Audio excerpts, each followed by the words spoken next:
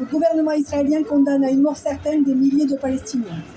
Après un an de guerre à outrance, particulièrement dans la bande de Gaza, déclenchée à la suite des massacres commis en Israël par le Hamas le 7 octobre, la Knesset, le Parlement israélien, vient de franchir un nouveau pas en votant une loi visant à mettre fin aux activités de l'UNRWA, c'est-à-dire l'Office de secours et de travaux des Nations Unies pour les réfugiés de Palestine au Proche-Orient.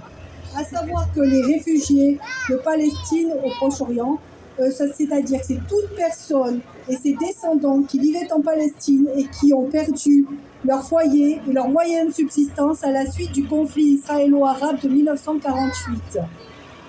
Début 2024, Israël avait déjà tenté de mettre en cause l'UNRWA.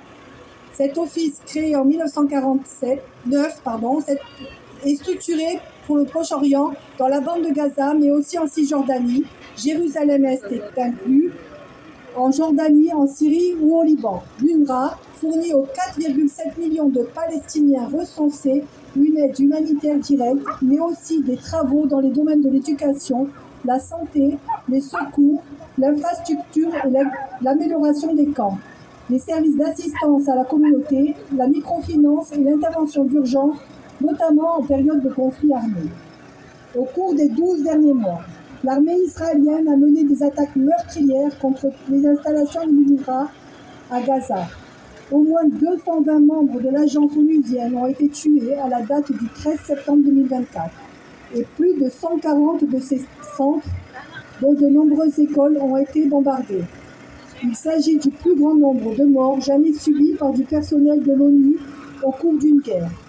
En juillet 2024, la moitié des bâtiments de l'organisme ont été détruits par des bombardements.